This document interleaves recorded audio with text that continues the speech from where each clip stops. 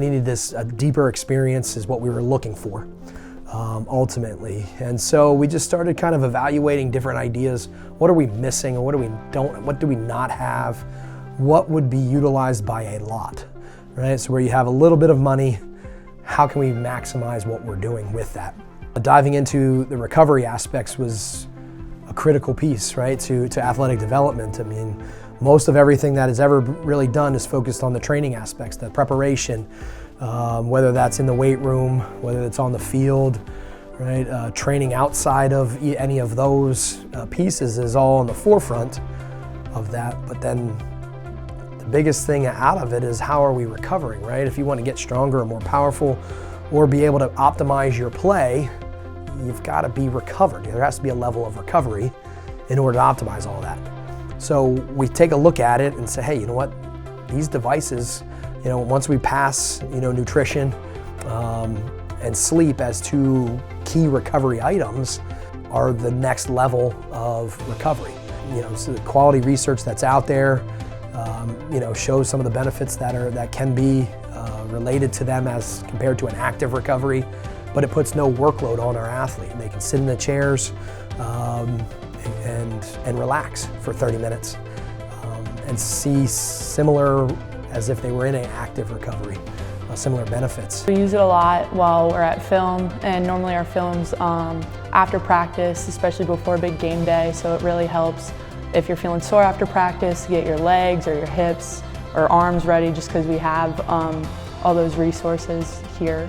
If you play a lot of minutes, normally your legs will be throbbing afterwards, so the boots really help push the soreness out of there. It's definitely been a huge benefit, because with practices, games, constantly running, jumping, like a lot of wear and tear on the lower body.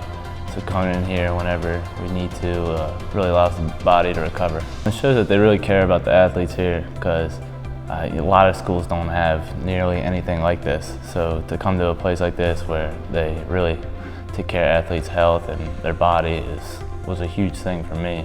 You don't see them at Division III level, nothing like that.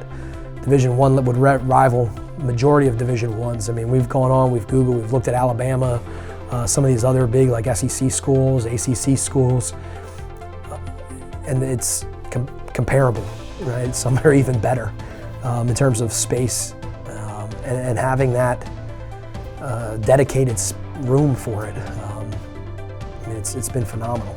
I'm very grateful for it because it's a great opportunity to use. It's a good resource for our athletes. I know not a lot of other D3 schools get to have this or utilize this. I just want to use it to the best of my advantage to make me the best athlete I can be and just help with my recovery, so that way I can play well. Our goal as a department, right, we're student-centered, right? It's their health, right, with physical, mental, every bit of it.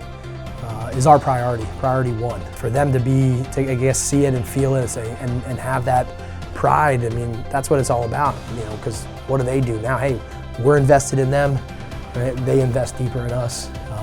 And again, that's the commitment and buy-in, right? And that's how everybody grows, right? Not just us and not just them as people, but the program, the department, on a grander scale where it enhances, because they're going to leave here in a couple years, whether they're, sophomores leaving in 2 or seniors leaving in 1 or freshmen leaving in 4, they're leaving here and they're our best recruits. They're our best voice in saying, hey, yeah, we invest in them. I think it's a critical piece to do, that you have to invest back into them because they are your best investment in the long run to allow our programs to be elite in athletics.